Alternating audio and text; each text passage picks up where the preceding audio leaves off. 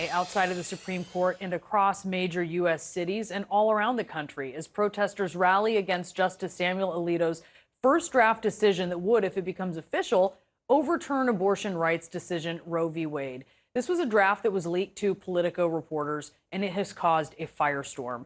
I want to bring in two conservatives with differing viewpoints on the issue here. We have Stewart, a CNN political commentator and Republican strategist. Sophia Nelson is a contributing editor at The Grio and a former House Republican Investigative Committee counsel.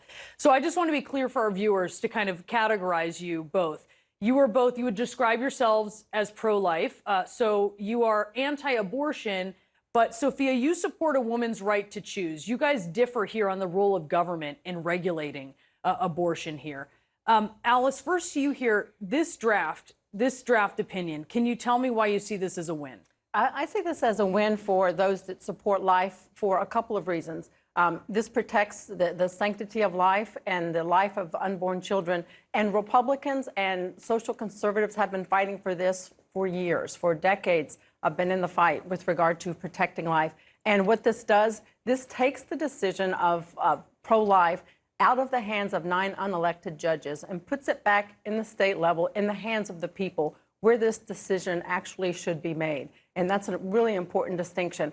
We are hoping that what this draft opinion is actually does become true and puts the decision back to the states. And keep in mind, this is not going to turn out to be a blanket ban across the country. We have several states that have protections for abortions in place and others that do have protections, abortion bans in place. So this will be decided at the state level as we move forward. And again, this is not a binary choice. There are a lot of options. Women are not forced to either have an abortion or take a child to term and raise this child. There are many programs out there, and social conservatives have crisis pregnancy centers that help women before, during, and after the birth of a child. So they are not alone, and this is not a binary decision. And those are factors that need to be taken into consideration. We'll talk about that element in just a moment here, but what do you think, Sophia?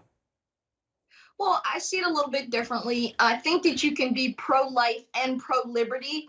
And here's my challenge. First of all, Roe versus Wade has been decided for 50 years. It's a precedent. It is settled case law. The Supreme Court rarely reverses precedents, particularly those that are 50 years plus or older. They've done it a lot in the civil rights cases, in Plessy versus Ferguson, overturned by Brown, the super precedent cases. So as a lawyer admitted to the bar of the Supreme Court, I'm disturbed by the court not honoring that stare decisis, let the decision stand. That's number one. Number two, back to liberty. Alice is a wonderful woman, a friend. We're both pro-life, but here's what I see. If you're going to be out here protesting about masks and saying that a mask impinges upon your liberty as an American, and that it is something that is so grave that in the case of Michigan, they wanted to take out the governor of Michigan because she was impinging upon their liberty, asking them to wear a mask. How can you then not extend that to a woman, Brianna, and the care of her own health and her own body and the decisions about what to do with the pregnancy? And I think this is where conservatives are getting into trouble. They're inconsistent. There's some hypocrisy going on. For me personally, pro-life Sophia Nelson wouldn't have an abortion. I don't agree with it. But another woman can make a different choice than me, and that doesn't make her any less American or any less a good human being. She has to deal with the consequences of her choices. But I think we got to find some common ground here, because this country's a powder keg right now, and it's about to explode, and I'm concerned about that. If I can say this to reemphasize, Sophia's a friend, she's a smart attorney, and she knows the law. And she mentioned stare decisis, which is let the decision stand. Justice Alito addressed that in this opinion, where they applied the principles of stare decisis, but they also applied the law and made the decision based on that. And it's quite clear in his opinion that what they did is they looked at the actual Constitution and they saw there is no reference directly to abortion in the Constitution. And therefore, Roe is egregiously wrong from the start. That's why they made this decision.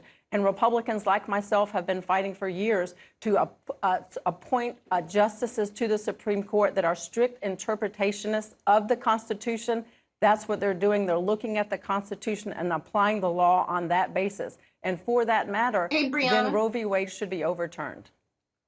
Hey, Brianna, the word filibuster is not in the Constitution, but Republicans support that, don't they? So at the end of the day, there's a whole lot of words that aren't in the Constitution. If I were back 200 plus years ago, I'd be 3/5 of a person. Thank God the Constitution lives, breathes, and expands and grows with the times. We're in the year 2022. Are we really telling women you're going to go back to unsafe procedures? Because guess what? Women are going to have abortions. They're going to do it. And they're not going to just go cross state lines because only rich women or upper middle class women like Alice and myself can do something like that. That's not something everybody else can do. So I think, again, we have to strike some type of balance here. This is a draft opinion. We'll have to wait and see what the final document looks like and who supports it. I don't know if it's going to be a concurrent. It's going to be 5-4, 6-3. I don't know what it's going to be. We'll have to wait and see. I'm so glad to have a discussion, a robust discussion with you guys about this issue. And there's so much more ahead as well. Sophia, Alice, thank you to you both. Thank you.